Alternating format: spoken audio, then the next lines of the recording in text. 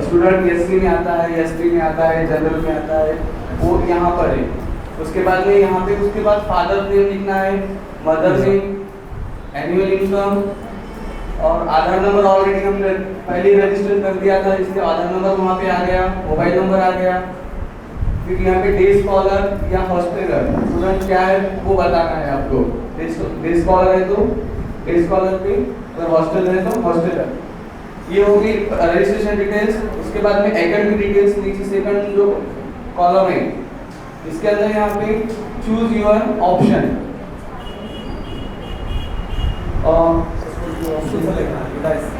ये school select करना है इसमें। हाँ, यहाँ पर स्कूल सेलेक्ट करना आप है। आगे चले जाइए, मैं उस पर बात कर लूँगा जी।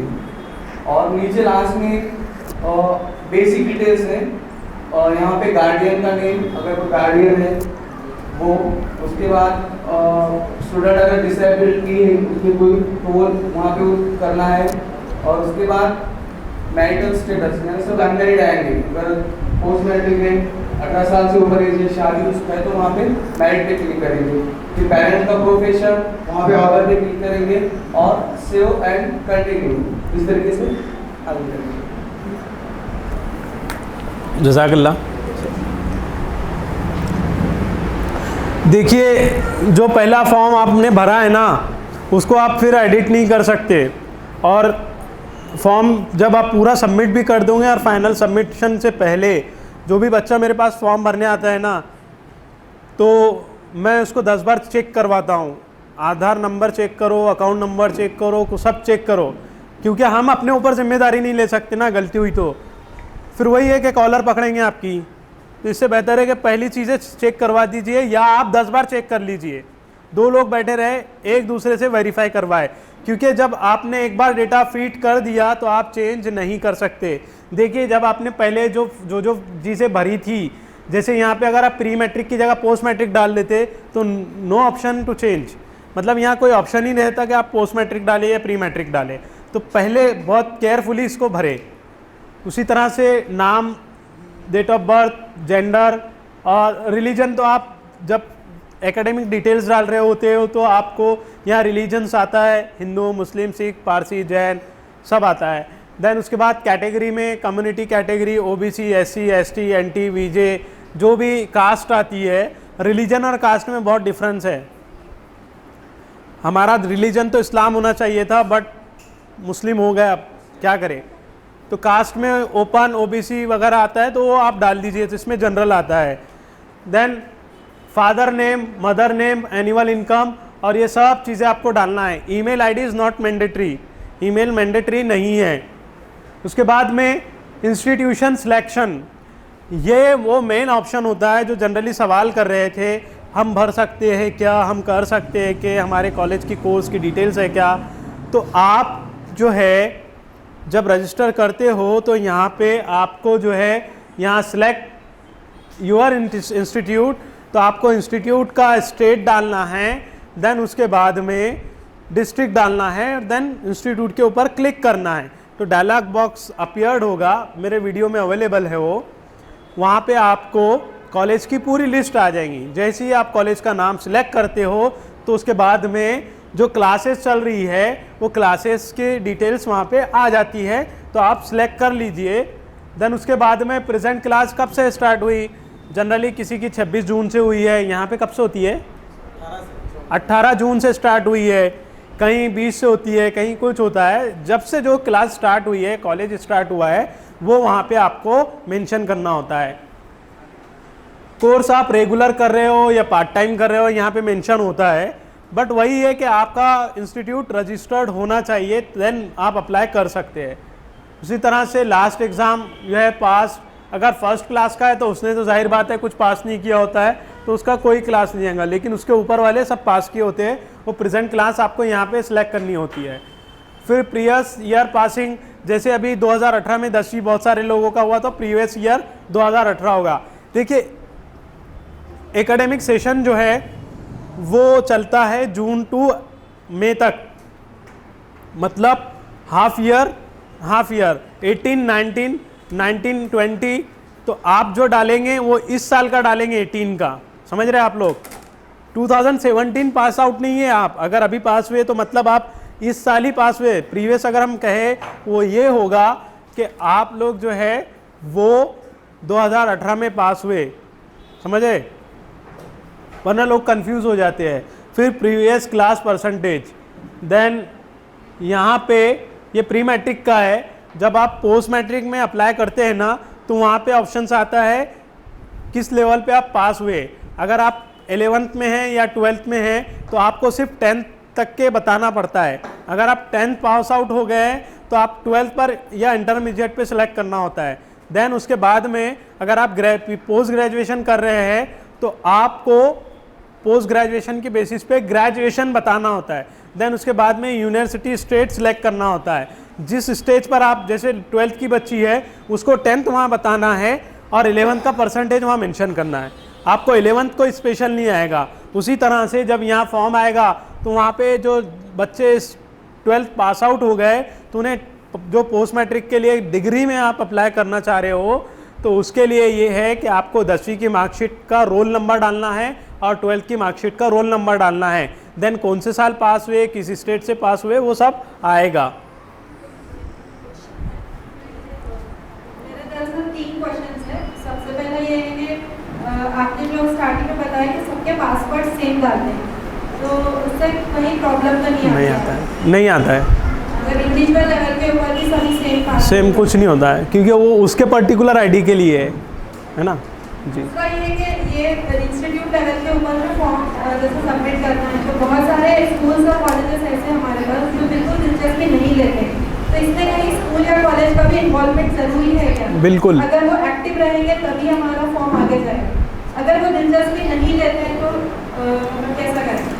और तीसरा ये है कि अगर उदाहरण आप जैसा बता रहे हैं कि पहले कोई भर्ती होना नहीं चाहिए, हम बार बार चेक करेंगे, लेकिन फॉर एग्जांपल कोई भर्ती अगर हो ही जाती है तो उसका कोई मतलब बिल्कुल ही है नहीं है। फांसी के बाद जैसा मर जाएगा तो उसके बाद कोई ऑप्शन नहीं रहता, उसका भी यही है। फाइनल ऑप्शन, फाइनल सबमिशन करने से पहले आप चेक कर सकते हैं या फिर वही है कि डिफेक्टिव कीजिए या फिर बैंक अकाउंट खुलवाइए, वो सारी चीज़ें हैं।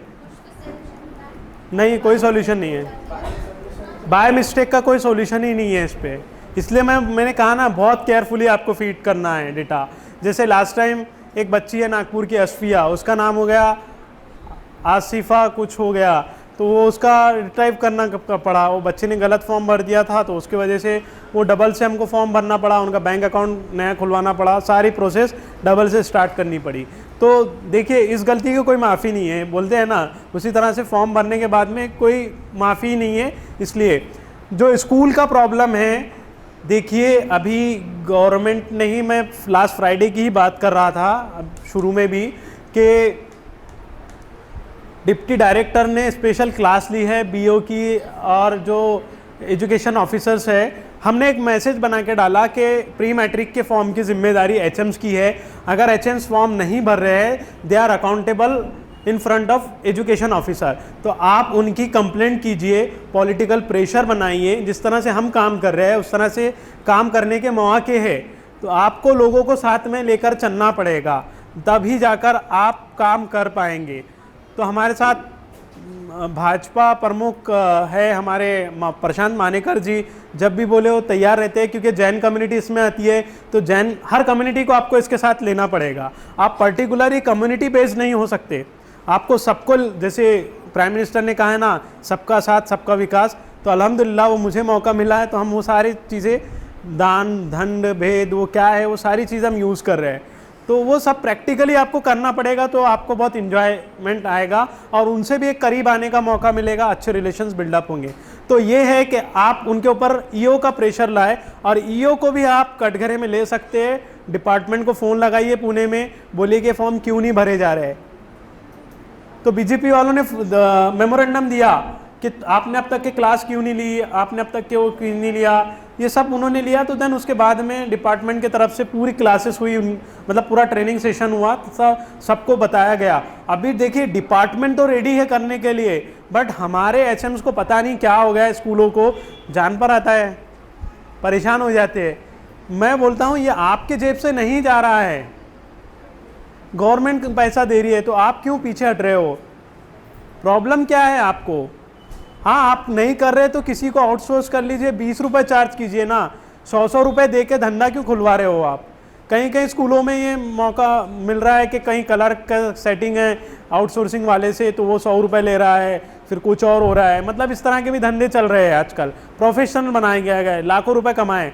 देखिए, गरीब को 1000 रुपये के लिए इतना परेशान करना, बहुत बद्दुआ मिलती है। उनकी हाय जब अल्लाह के पास गई ना, तो कोई नहीं बच पाता है। बहुत प्रैक्टिकल रहिए। तो स्कूल वाले किसी को 5000 रुपये दे के, या कोई सोशल ऑर्गेनाइजेशन इसमें आगे बढ़कर, बेहतरीन सोशल वर्क है कम्युनिटी में करने का। सोशल वर्करों से, एनजीओ से भी हम अपील करते हैं कि इस काम में आगे आए और कोशिश करें। माशाल्लाह, हम सर को कांग्रेचुलेशन देंगे कि उन्होंने 15 लाख रुपए का हर साल के लिए कोशिश करते रहते हैं। आपका नाम सर? जी, सादुल्ला पठान सर 15 लाख रुपए इस सिटी के कुछ स्कूलों के लिए काम करते हैं, अभी बताया उन्होंने। आप एक बार थोड़ा क्लैपिंग कर लीजिए ताकि उनको इंकरेजमेंट मिले। तो इस तरह से भी आपको आगे बढ़कर काम करने की ज़रूरत है। तो हम यहाँ थे post matric, then admission fee, tuition fee and miscellaneous fee. आप जितना इसमें शो करोगे उतना ही आपको मिलने के चांस रहेंगे, समझ रहे? जी, इंस्टीट्यूशन को इख्तियार दिया हुआ है बाद में, हाँ, एडिट करने का, तो वो इसमें एडिट हो सकता है। मतलब गवर्नमेंट या ग्रांटेड वाले जो है इसमें फीस नहीं डालेंगे। मिसलेनियस में 1000 रुपये, 2000 रुपये बच्चे का tuition, stationery, books, exam fee, उसमें आप शो कर सकते हैं, बच्चा शो कर सकता है। अगर बच्चे ने इधर जो प्राइवेट वाले हैं वो अगर इधर डालता है तो उसको 6000 तक के उसके बेस पे मिलती है। कहीं ट्यूशन फीस 500 रुपये महीना है तो ये समझिए कि 12 महीने के हिसाब से वो 6000 रुपये हो गए, तो 6000 रुपये वहाँ आएगा। तो ये सब चीज़ें हैं। फिर अगर बच्चा ट्यूशन फीस से मुराद कौन सी ट्यूशन फी है? जो स्कूल में जो लेते हैं वो ट्यूशन फीस होता है। बहुत सारों नहीं, जो प्राइवेट बच्चे ट्यूशन फीस पढ़ते हैं वो ट्यूशन फीस नहीं, स्कूल की ट्यूशन फीस। प्राइवेट स्कूलों में नहीं होती है ट्यूशन फीस, गवर्नमेंट स्कूलों में ट्यूशन फीस नहीं होती है। टैब होता है, यहाँ पर अगर मान लो कि आपकी कोई प्रॉब्लम होती है, बैंक अकाउंट वगैरह प्रॉब्लम होती है, यहाँ पर आप कंप्लेंट लॉन्च कर सकते हैं, लेकिन कब तक सॉल्व होगी ये नहीं, उस पर बात ही नहीं करते हूँ। तो उसके बाद अगर बच्चा ट्यूशन फीस या जो भी हम इनपुट्स डाल रहे हैं तो उसकी कहीं पकड़ होती है क्या? जैसे अगर मैं स्लिप, प्राइवेट स्कूल वाले स्लिप देते हैं ना, रिसिप्ट के बेस पे आपको डालना है। प्राइवेट स्कूलों में पकड़ तो किसी चीज़ की नहीं है। अंदाज में नहीं डाल सकते। नहीं, अंदाज में नहीं, जो स्कूल की है वो। जी बोलिए।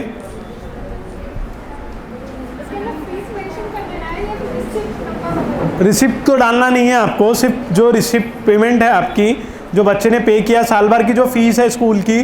प्राइवेट स्कूल वाले सुनिए, प्राइवेट स्कूल में 6000 रुपये तक के बच्चा अवेल कर सकता है। एक का नाम है, बच्ची का अहमद नाम है, वो क्रिसेंट इंग्लिश स्कूल है जाफर नगर में, नागपुर में। तो क्रिसेंट स्कूल में उनको उस बच्ची को 5700 रुपये मिले हैं। तो उनकी जो फीस है, जैसे कहीं पे मंथली फीस जो होती है ना, उसको टोटल करके आप डालिए वहाँ पे। हाँ, एडमिशन फीस पोस्ट मैट्रिक में भी सेम, जो आपको रिसिप्ट में मिली है वो जिस तरह से उस तरह से। वरना कॉलेज और स्कूल वाले आपको फिर वो एडिट करने का ऑप्शन उनको रहता है। उसके बाद में बेसिक्स डिटेल्स है। बेसिक डिटेल्स में बच्चा अगर यतीम है तो यहाँ पे डालना है आपको, फिर गार्जियंस का नाम डालना है, फिर डिसेबल्ड है या जो भी है उसमें आपको डालना है। फिर मैरिटल स्टेटस है, यहाँ पे 3 से 4 ऑप्शंस आते हैं, मैरिड है, अनमैरिड है, डिवोर्सी है या विडो है, वो सब यहाँ पे मेंशन करना होता है। उसके बाद में पेरेंट्स प्रोफेशन, पेरेंट्स प्रोफेशन में सिर्फ आपको अदर ही सिलेक्ट करना है, सिर्फ और सिर्फ अदर ही सिलेक्ट करना है। बैंक डिटेल क्योंकि आपने पहले ही मेंशन कर दिए थे इसलिए आप अपडेट नहीं कर सकते। लास्ट थिंग मराठी में है, उसमें स्ट्रक्चर है कि किसको कितनी स्कॉलरशिप मिलती है, उसका डिटेल्स है। फिर आपको कॉन्टैक्ट डिटेल्स में डालना है, महाराष्ट्र डिस्ट्रिक्ट सेलेक्ट करना है और ब्लॉक या जो भी ताल्लुका है वो डालना है, एड्रेस डालना है, पिन कोड डाल के यहाँ पे। फिर जो पोस्ट मैट्रिक वाले हैं या मैरिट कम मीन्स वाले हैं, यहाँ पे ऑप्शंस आ जाएगा। उसको सिलेक्ट करने के बाद आपको कुछ जगह पे डॉक्यूमेंट्स अपलोड करना है, कुछ जगह पे नहीं करना है। तो प्री मैट्रिक में नहीं करना है, इसलिए प्री मैट्रिक वाले फाइनल सबमिट करने से पहले सेव एज ड्राफ्ट करके चेक कर ले, वरना एक बार तीर कमान से निकल गया तो वो वापस नहीं आ सकता। उसी तरह से फॉर्म फाइनल सबमिट होने के बाद आप नहीं भर सकते। ये फिर फॉर्म आप फाइनल सबमिशन कर देते हो तो ये इस तरह से आएगा। देन प्रिंट लेना है, प्रिंट लेने के बाद इसके जो नेसेसरी डॉक्यूमेंट्स है वो स्कूल में जमा कर लेना है, वो किसी को नहीं देना है। Got it? इससे रिलेटेड कोई क्वेश्चन है तो पूछिए।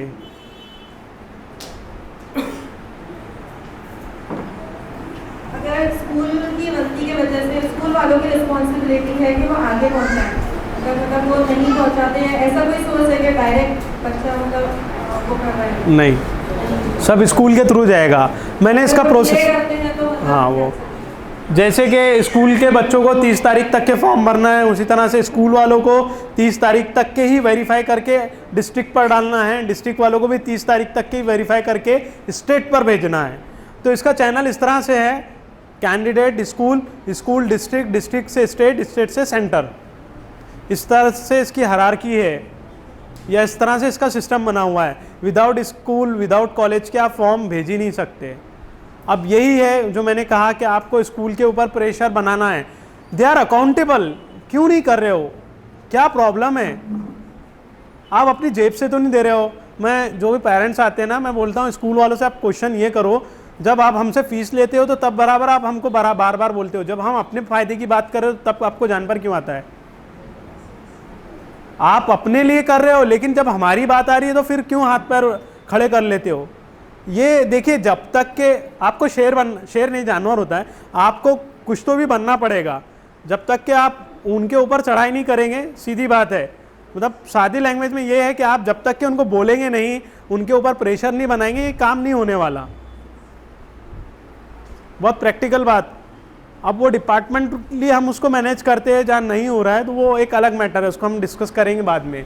आया आपके समझ में? जी पूछिए।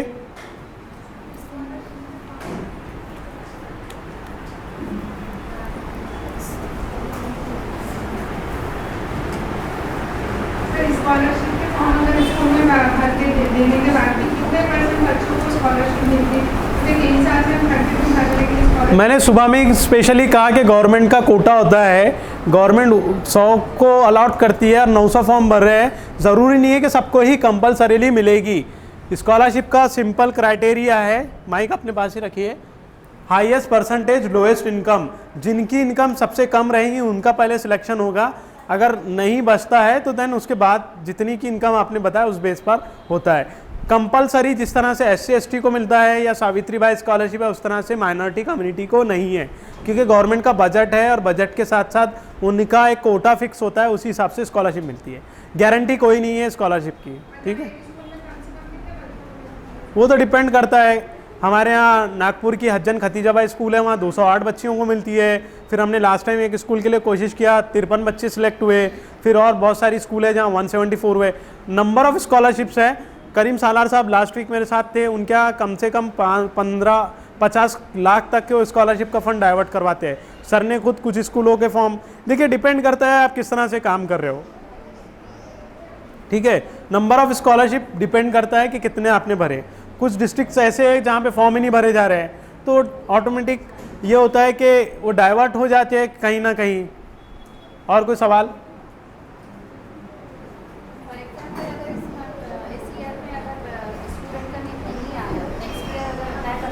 मिलने के चांस, देखिए श्योरिटी तो कोई नहीं दे रहा ना, श्योरिटी कोई नहीं दे रहा है। ये जब मतलब स्कॉलरशिप का वर्कशॉप वगैरह देने का था, तो कुछ लोग बोलेंगे ये कोई सब बेकार बातें बोले, वो गवर्नमेंट बोले स्कॉलरशिप देना ही नहीं चाहती, बोले इसी फॉर्म में भरा रहे, बोले अब से और कुछ भी नहीं। तो इस बात की कितनी हकीकत है, मतलब क्योंकि हम लोग जब फील्ड में निकले तो लोगों को लगा सब बेकार बातें का कि स्कॉलरशिप पर तुम वो कर रहे, कुछ आती नहीं, बोले बस बच्चों से पैसे हटना है, 100 रुपये ले ले रहे, ऐसा कर रहे। वो एक वेरिफिकेशन कोड के वास्ते बोले सबमिट नहीं होता फॉर्म, ऐसा नहीं होता वैसा नहीं होता, आप लोग क्या काम लेके निकले, ऐसा भी बोले लोगों ने। तो ये इसमें किस हद तक सच्चाई है, मतलब ये बात। देखिए मैंने बहुत क्लियरली आपसे बात किया कि सिस्टम को ईजी कीजिए तो लोग परेशान नहीं होंगे। हमने सिस्टम को नागपुर में बहुत आसान कर दिया। 30 रुपये में लोग खुशी खुशी आके फॉर्म भरते हैं, 30 रुपये में लोग खुशी खुशी आके फॉर्म भरते हैं। जो नहीं भरते हैं तो हम उसके लिए भी कोशिश करते हैं, हम पीछे उनके फटाके भी बांधते हैं स्कूल वालों के कि क्यों नहीं कर रहे हो, क्या कर रहे हो, क्या क्यों नहीं कर रहे हो, क्या जा रहा है आपका। एक्चुअली प्रॉब्लम क्या है, सिस्टम को हमने गलत पेश किया है। जो चीज़ बहुत सिंपल है, मैं कह रहा हूँ कि ये बहुत आसान है, कोई आके बोल रहा है नहीं ऐसा जाना है, वैसा जाना है, ऐसा जाना है। मैं वही बार बार यही बात कर रहा हूँ कि सोशल वर्करों को या जो समाज में खिदमत करना चाह रहे हैं, इससे बढ़िया सोशल वर्क मिल ही नहीं सकता कि लोगों को कम चीज़ों में, कम पैसों में हज़ारों रुपए दिलवा दे। आप समझ रहे हैं? आप बहुत ही प्रैक्टिकल और बहुत ही आसान चीज़ है। मैं इतनी आसानी के साथ इसलिए बात कर रहा हूँ क्योंकि अल्हम्दुलिल्लाह हमने वो कर लिया है ना, हमारे पास में स्टोरीज़ है। जब आप फील्ड में निकलोगे तो तब आपको पता चलेगा यार ये तो बहुत आसान है। जब डर लगता है ना, इस बिल्डिंग के पीछे क्या हो रहा है मुझे नहीं पता है ना, लेकिन जब मैं छलांग मार के या पर्दा हटा के देखता हूँ तो मुझे पिक्चर क्लियर नज़र आती है कि क्या है। जब आप काम करने लगते हो, आसानी के लोगों को आसानियाँ फराहम कीजिए। जिस तरह से इस्लाम आसान है उस तरह से हमको भी आसान बनना पड़ेगा।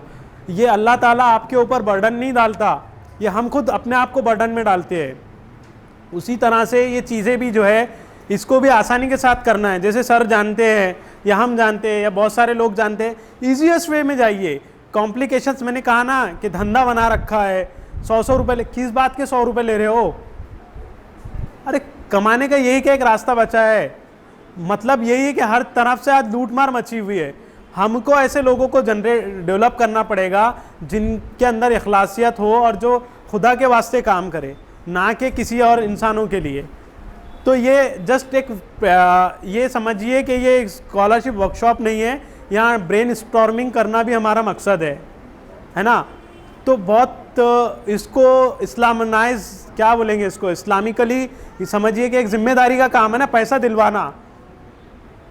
तो ये भी हमारे ऊपर रिलीजियस ही मैटर करता है ना। हमने इबादत को एक छोटा बहुत का हुदूद में रख लिया है, लेकिन हर काम इबादत है, वो सेट करना पड़ेगा अपने माइंडसेट को। और कोई सवाल?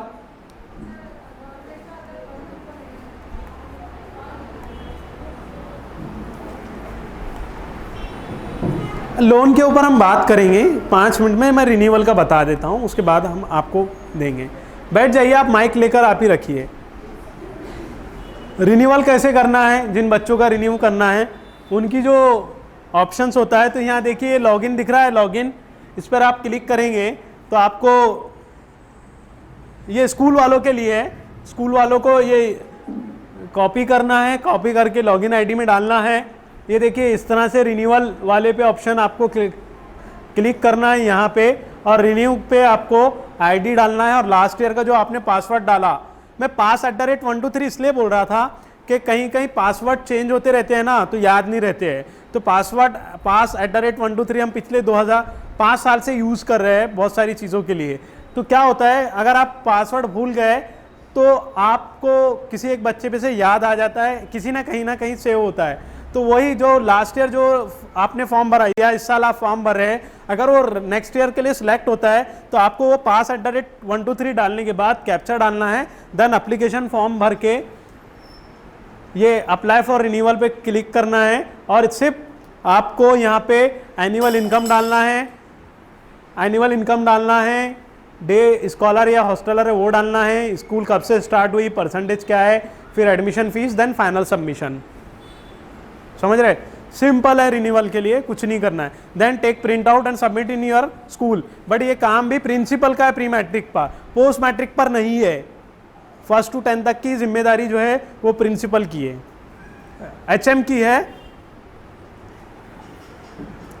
देन जैसे ही आप सबमिट करने जाते हैं तो ये यहाँ लिखा होता है, once application has been submitted no changes will be allowed, do you want to continue? Okay, then application finally, your application has been successfully finally submitted, please contact to your institute for verification.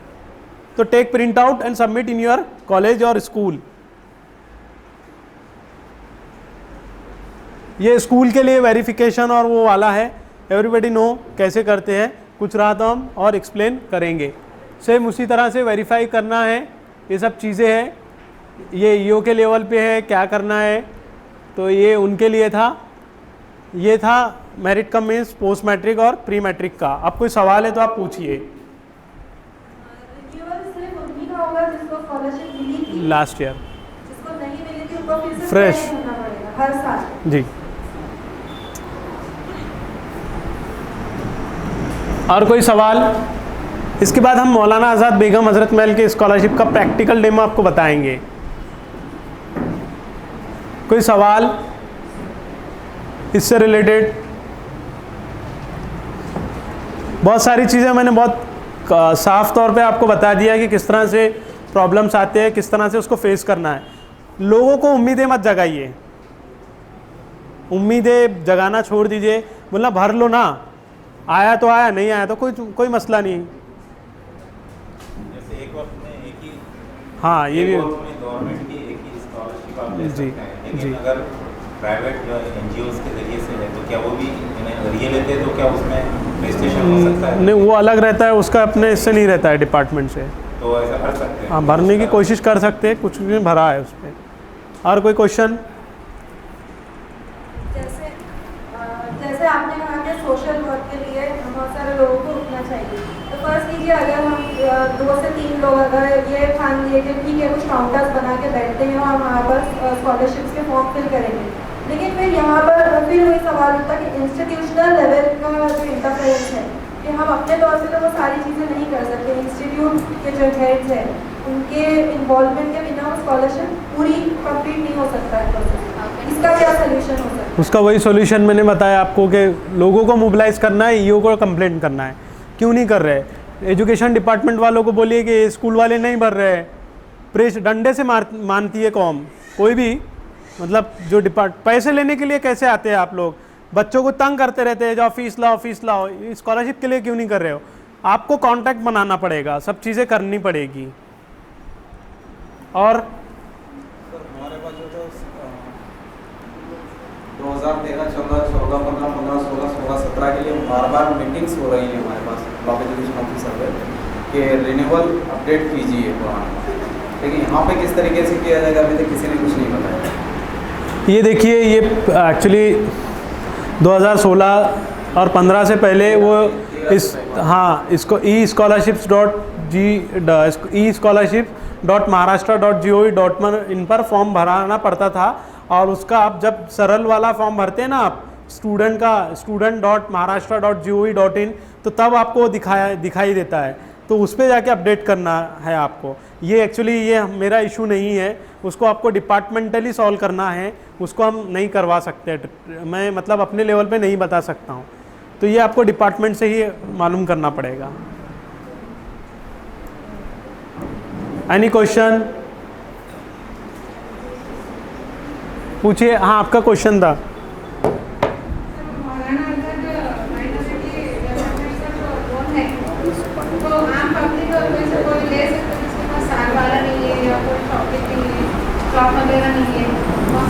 उसके लिए देखिए आपको जो उनकी requirement है वो तो fulfil करना पड़ेगा। कैसा है, हम अपने हिसाब से नहीं चल सकते, गवर्नमेंट के जो पैरामीटर्स हैं उसके हिसाब से आपको चलना पड़ेगा। उसके लिए 3 रिक्वायरमेंट है, या तो आप कोई गारंटर लाइए, वो आईटी रिटर्न वाला हो, बिजनेसमैन हो जो आईटी रिटर्न करता हो, या गवर्नमेंट सर्वेंट हो जो आपकी गारंटी ले रहा हो। तीसरा ऑप्शन प्रॉपर्टी है, उसके अलावा कोई ऑप्शन नहीं है ना। इनकम भी 1 लाख के अंदर होनी चाहिए आपकी, देन उसके लिए आप फिर मौलाना आज़ाद एजुकेशनल फाउंडेशन का लोन अवेल कर सकते हैं। क्या ये तो आपका खुद का काम है ना, यहाँ सारे लोग एजुकेटेड है, खुद करना चाहिए सब काम, कुछ भी खर्चा नहीं आता है उसका। ऑनलाइन सिंपल फॉर्म है, यहाँ पे जितने लोग बैठे हैं ना ये काम कर सकते हैं, जो प्रैक्टिकली अल्हम्दुलिल्लाह हम लोग कर रहे हैं। नागपुर में एक गाइडेंस सेंटर स्टार्ट किया हमने, information and guidance centre, IGC Nagpur. आप गूगल पे डालिए, हमारा एड्रेस रज़ा अपार्टमेंट में है। नागपुर के क्या बहुत सारी जगह से हमारे लोग हमारे पास फॉर्म भरने आते हैं। उसी तरह से हमने और 2 सब सेंटर स्टार्ट किए। तो यहाँ पे जो लोग काम करना चाह रहे हैं ना, तो एक ऐसा ऑफिस रखिए जहाँ पे वन स्टॉप सॉल्यूशन हो स्टूडेंट्स के, कि ऑनलाइन फॉर्म उनके भरे जा रहे हो। फ्री में मत कीजिए प्लीज़, फ्री में कोई सेवा मत कीजिए। आपके रिकरिंग एक्सपेंसेस भी निकालिए आप। इलेक्ट्रिक बिल आपको लगता है, प्रिंटर का खर्चा है, फिर जो बैठा है उसका खर्चा है। मतलब सोशल एंटरप्रेन्योरशिप का कॉन्सेप्ट आप डालिए, ये कि आप वो होता है ना कम खर्चे में काम कर देना। जहाँ 100 रुपये खर्चा आ रहा है आप 20 रुपये 50 रुपये लीजिए। फ्री में मत काम कीजिए, फ्री के काम की वैल्यू भी नहीं रहती, फ्री की कोई कदर नहीं करता। मैं लगाता हूँ, लोगों को बोलता हूँ आप कैंप लीजिए, उनको बोलता हूँ फ्री में, लेकिन मेरे पास आते ना मैं पैसे लेता हूँ, क्योंकि हम उनको इंस्पायर कर रहे हैं और हमारा तो चल ही रहा है ना। क्योंकि हमको रिकरिंग इलेक्ट्रिक बिल आ रहा है, टेलीफोन है, सामने वाला क्यों खिदमत करे?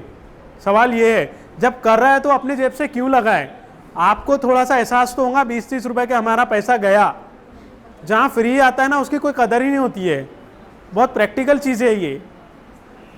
वन स्टॉप सेंटर इंशाल्लाह स्टार्ट करेंगे हम लोग, हम उनको भी गाइड करेंगे कैसे स्टार्ट करना है। उसके लिए कुछ नहीं लगता है, एक लैपटॉप या कंप्यूटर चाहिए, एक प्रिंटर चाहिए और एक अच्छा इंटरनेट चाहिए, और एक्सपर्ट या हाँ इंशाल्लाह एक बताएंगे। और यहाँ पे भी हम लोग स्टार्ट करने वाले हैं, अमीर मुकामी से बात हुई है, इंशाल्लाह वो खुद इनिशिएट करके इस पर शुरू करने वाले हैं काम, तो वो भी आपके प्रॉब्लम सॉल्व हो जाएंगे इंशाल्लाह। पैसे मत दे के काम करवाइए, या खुद कीजिए या खुद बन जाइए एक्सपर्ट। जैसे कि अल्हम्दुलिल्लाह हमको ज़रूरत थी, हमने सीखा और हमने करवाया, तो आप भी करवाइए। ज्ञान बांटिए, ज्ञान बांटने से ही आपको अल्लाह ताला नवाजता है। आप बचा के रखोगे, हम बोलेंगे मेरे को सब मालूम है लेकिन मैं बताना नहीं चाहता, नहीं होने वाला। और कोई सवाल? कोई सवाल बोलिए, थोड़ा ऐसा माइक पकड़िए।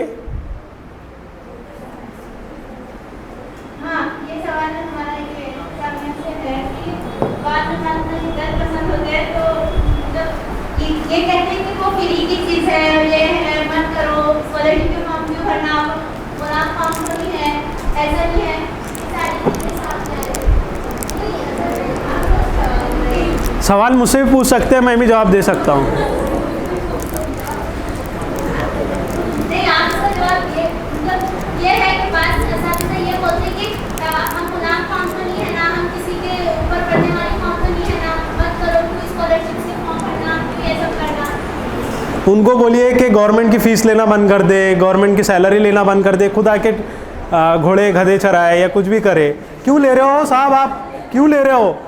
मैं बार बार एक बात कह रहा हूँ ना, आप ऑक्सीजन के अलावा हर चीज़ का टैक्स दे रहे हो, या आपकी पैसा है ना, आप किसी का हक तो नहीं मार रहे। कोई मैं आपकी जेब से थोड़ी, मैं अपनी जेब से नहीं दे रहा हूँ ना, मैं तो आपका ही पैसा आपको रिफंड करवा रहे, समझ रहे ना। जो ऐसा बोलता है ना, तो आप उनको बोलना, उनको खुद पूछिए आप काय को इतने पैसे ले रहे हो और अपने बच्चों को अच्छे अच्छे स्कूलों में पढ़ा रहे हो। क्वेश्चन है ना, अरे कम्युनिटी का पैसा नहीं, ये सारे लोगों के लिए पैसा है। 5,000 रुपये बहुत वैल्यू रखते हैं, इंपॉर्टेंट नहीं है। पैसा पैसा होता है।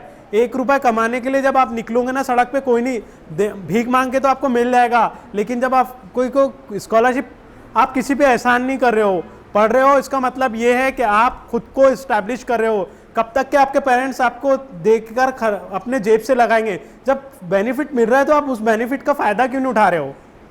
सिंपल, कि आप अपना पैसा अपना हक ले रहे हो ना, किसी के चोरी तो नहीं कर रहे हो, डाका तो नहीं मार रहे हो।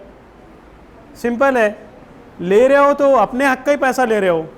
उनको देखिए, जब तक कि आप डायरेक्ट बात करने वाले नहीं बनेंगे ना, कुछ नहीं हो पाएगा। और कोई सवाल? और कोई सवाल? ये SC/ST के लिए जो स्पेशल कुछ अलग से स्कॉलरशिप्स हैं? SC/ST के लिए जो स्कॉलरशिप होती है वो समाज कल्याण के तरफ से होती है। बहुत इजी प्रोसेस है उनका।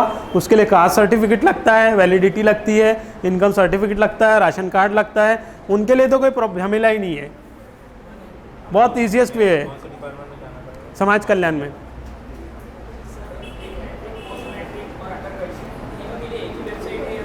एक ही है, एक ही है। और कोई सवाल?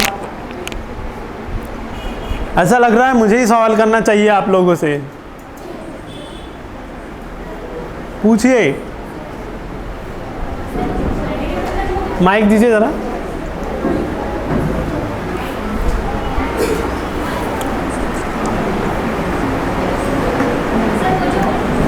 वैलिडिटी का जो ऑप्शन है तो सर वैलिडिटी कितने दिन में मिलती है अगर हम क्या कास्ट को डालें तो? मतलब सर कोई डिप्लोमा है पॉलीटेक्निक का तो फर्स्ट ईयर में हमसे वैलिडिटी के लिए डाल नहीं सकते क्योंकि हमारा भाई है उसके ये हमें वैलिडिटी बट कॉलेज वालों ने बोले कि हम अभी नहीं डाल सकते, बोले तो थर्ड ईयर में डाल सकते हैं 3 साल होने के बाद। तो ऐसा कुछ क्या है? वैलिडिटी सर्टिफिकेट जैसे ही आप सर्टिफिकेट बना लेते हो ना, तभी आपने सब चीज़ों के लिए अप्लाई कर लेना चाहिए। जो चीज़ गवर्नमेंट की रिक्वायर्ड है वो तो तब की तब लगेंगी ही आपको। अब ये ऑनलाइन प्रोसेस ऐसा हो गया है कि applySarkar.Maharashtra या applySarkar.mahaonline.gov.in पर आप जाके ऑनलाइन अप्लाई कर सकते हो, या किसी एजेंट जो बहुत करीब का हो, जो धोखा नहीं दे सकता है, उससे आप कांटेक्ट करके भी बना सकते हो। हाँ, वो तो कॉलेज लेवल पे आपको सॉल्व करना पड़ेगा।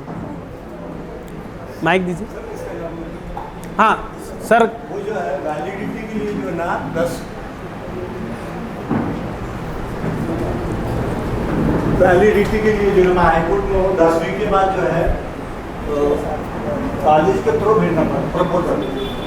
और दूसरी बात जो है, अगर अपने पास अच्छे डॉक्यूमेंट है तो वो रिजर्वेशन का फायदा लेना है। तो अभी जो है पहले कैसा था सर? आप आगे आ जाइए, बता दीजिए। इसके बारे में जो है आपको बोला जाता है। पहले कैसा था, रिजर्व कैटेगरी पे अगर कोई एडमिशन ले लिया तो ह्यूमैनिटी ग्राउंड पे जो है ना, ठीक है भाई बच्चे का एडमिशन होगा, उसको एमबीबीएस की डिग्री दे दोगी, इनवैलिड भी होगा। तो अभी ऐसा नहीं है। अभी क्या हो रहा है, अभी हाईकोर्ट ऐसा डिसीजन दिया परसों कि भाई इसकी डिग्री जब्त करो, वैलिड है। उसलिए अगर अपना वैलिड होता है तो अपन वो कैटेगरी में अपन जाना, तो ओपन में करने में फ़ायदा है। अभी एक मेरे पास जजमेंट है ना, तो सोनम सतकाड़े नाम की बच्ची है, BHMS करी और रिजर्व कैटेगरी में वो लग गई। लगने के बाद जो है ना वो BHMS कंप्लीट कर दी। कंप्लीट करने के बाद जो है ना वो उसकी डिग्री मांग रही के बाद जो है ना उसको डिग्री नहीं मिल रही हो, सुप्रीम कोर्ट तक गई। सुप्रीम कोर्ट तक जाने के बाद जो है ना फिर वो बाद में क्या करिए हाई कोर्ट में, ठीक है भाई मैं फुल फीस देती, मुझे डिग्री दो, तो भी उसका मैटर रिजेक्ट हुआ। तो अपना अगर डॉक्यूमेंट अच्छे हैं तो उधर जाना, नहीं तो ओपन से करना बस। अगर इसके बारे में कोई डिसीजन होना तो मेरे पास है, मैं हाई कोर्ट में हूँ, उसमें जाना नहीं तो तुम्हारी डिग्री जब्त हो जा रही है। पहले क्या था, बहुत सी फैमिली ऐसी थी, जान दो भाई इसका MBBS होगा, उसको दे दो डिग्री, उसके बाद PG को उसको करने मत दो। आज ऐसा नहीं है, MBBS की डिग्री जब्त हो जाएगी। अभी जो है ना अपनी खाओ के लिए तो बहुत बुरा हाल है होना। तो ये डिसीजन मेरे पास है, किसी को नहीं।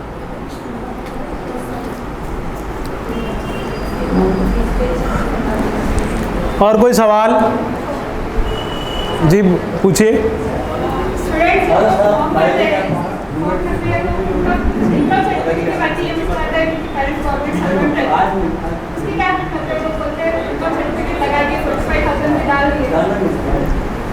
देखिए, दो चीज़ें हैं। एक तो क्राइटेरिया में पहले फेल हो रहा है, नहीं हो रहा है। दूसरा, पेरेंट्स गवर्नमेंट सर्वेंट है तो उनको इस बात का किसने हक दिया कि वो किसी का हक मारे? इथिकली उनका ये हक ही नहीं बनता है कि वो स्कॉलरशिप के लिए अप्लाई करे। जब वो माइनर अगर स्कॉलरशिप का हक मार रहे हैं तो उन्हें सोचना चाहिए कि हम चंद पैसों के लिए किसी का हक मार रहे हैं, आखिरत में हमको क्या जवाब देना है। ये उनका अपने दिल की बात है। मैंने तो कई लोगों को ऐसा भी देखा हूँ जिन्होंने अपने आप को मृत्यु घोषित किया और बीवी का इनकम सर्टिफिकेट बताया।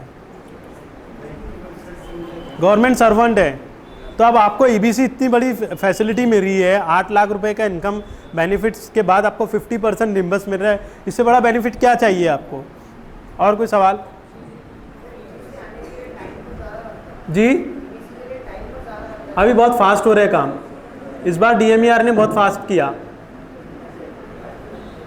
अभी तो एडमिशन पे हाफ फीस हो गई है। हाँ, हाफ फीस हो गई। अब क्या इससे बेनिफिट क्या होना? जो लोग EBC OBC और ओपन के लिए है, वो मराठा आंदोलन की वजह से गवर्नमेंट ने इतना बड़ा डिसीजन लिया, वो ये था कि आप अगर MBBS में या BDS में या इंजीनियरिंग में या प्रोफेशनल और मेडिकल हेल्थ साइंसेस कोर्सेज में जैसे आप एडमिशन ले रहे हैं तो आपको सिर्फ 50% फीस भरना है, तो आपका तो आधा काम यहीं बच गया ना, ओपन और OBC। और कोई सवाल? मैं बता दिया हूँ, मैं आपको शेयर कर दूँगा। और कोई सवाल?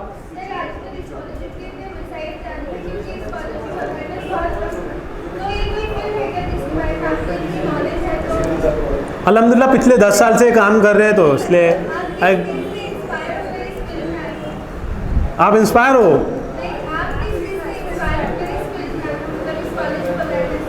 एक्चुअली मैं हूँ SAO का मेंबर, एक दूसरा हम ये चाहते हैं या हम देख रहे हैं स्टूडेंट के लिए कि सब चीज़ों पे काम हो रहा है लेकिन स्कॉलरशिप पे काम नहीं हो रहा है, स्पेशली माइनॉरिटी कम्युनिटी में। और दूसरी भी कम्युनिटी इसमें आती है, जैन कम्युनिटी भी मेरे साथ में काम कर रही है और वो लोग भी है। तो मुझे इस बात पर कुरान हमको मोटिवेट करता है। मैंने शुरू में जो कुरान की एक आयत पढ़ी, फास्ताबिकुल खैरात, जो सूरह बकरा की आयत है, जिसमें अल्लाह ताला कहता है कि कायनात की हर चीज़ का एक मुतय्यन है, वो उसी की तरफ बढ़ता है। तो वो आयत ये इंस्पायर कर रही है सारे इंसानों को कि बस नेकी के कामों की तरफ सबकत करो। Got it? तो जब हम ये काम करते लगते हैं ना तो अंदर से एक मोटिवेशन मिलता है कि यार कुछ तो है, अल्लाह ताला आपसे काम ले रहा है, आप सब कुछ तो हो।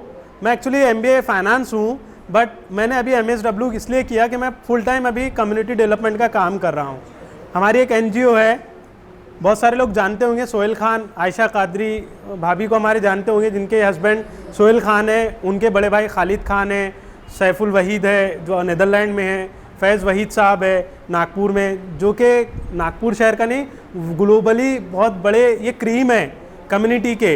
ये वक्त नहीं दे पा रहे थे तो इन्होंने एक NGO फॉर्म किया कि ताकि कम्युनिटी के लिए डेवलपमेंट के लिए काम करे। एक तो उसमें मुझे नागपुर शिफ्ट होना था मुंबई से, तो मुझे एक मौका मिला वहाँ काम करने का, तो मुझे इंस्पिरेशन मिला कि चलो काम करने का मौका मिल रहा है, इतनी आज़ादी है, अल्लाह ताला हमसे काम ले रहा है, खिदमत करने का मौका मिल रहा है समाज में। मैं जब MSW कर रहा था, मैं स्टूडेंट को बोलता भी था यार कि हर कोई अपने अपनी फ़िक्र में लगा हुआ है, लेकिन आप जैसे है ना डू और डाई, अभी एक नया जुमला चल रहा है डू बिफोर डाई। अगर आप मर गए ना, नहीं कुछ किए, तो ये जनरेशन कल आपको क़यामत की नहीं पकड़ेगी। एक क्योंकि अभी हालात क्या करवट लेंगे हम भी नहीं जानते, आप भी नहीं जानते। जब गवर्नमेंट चेंज हुई तो मुसलमानों में एक तज़ब्ज़ुब और एक बेचैनी का शिकार था, लेकिन उसके पॉजिटिव इम्पैक्ट मैं जब जहाँ भी घूमा मैंने देखा कि हर कोई एक साथ प्लेटफॉर्म पर आया, कुछ ना हलचल मची हुई है, कुछ ना कुछ इंस्पिरेशन मिला है लोगों को कि अब तो कुछ करना है, समझ रहे। तो अभी आप नहीं करोगे तो जो आने वाली जनरेशन है कल आपका गिरेबान क़यामत के दिन पकड़ेगी, तब आप अपने आप को बचा नहीं पाओगे कि हमको मौका मिला था, हमको पता था और आपने नहीं किए। तो ये चीज़ें मुझे इंस्पायर करती है कि अल्लाह ने मुझे नॉलेज दिया है तो मैं लोगों के लिए काम करूं, ठीक है। और इसमें भी थोड़ा हमारा रूड नेचर इसलिए होता है कि हमको मालूम है कि कैसे फेस करना है, कम्युनिटी में बार बार हमको फेस करना होता है, तो थोड़ा रफ नेचर और मैं जिस तरह से बात कर रहा हूँ वो इसी वजह से कि हमने लोगों को फेस किया है। जब आप फेस करोगे ना तो आपको पता चलेगा कि कैसे बात करना है, क्या करना है। मतलब जो होता है ना कि हमारे डॉक्टर शकील जहांगीर है, वो मुझसे जनरली बोलते हैं, मैं किताबें पढ़ते हैं, हम लोग सुनते रहते हैं, वो बोलते हैं ये उम्र जब एक एज हो जाती है ना तो ये उम्र किताबें पढ़ने की नहीं, चेहरे पढ़ने की होती है। तो लोगों के कुछ चेहरे हमारे सामने आते हैं, वो चेहरे बता देते हैं कि वो किस लेवल की बात करने वाले हैं, समझ रहे हैं। तो बहुत सारी चीज़ें आपको प्रैक्टिकली समझ में आएगा और अंदर से मोटिवेशन मिलेगा कि you have to do something. आपको अल्लाह ताला से कुछ काम लेना चाह रहा है तो यकीनन उसका कुछ ना कुछ मंशा होगा, और जब लोगों को फ़ायदा मिल रहा है तो इंस्पिरेशन मिलेगा ना आपको।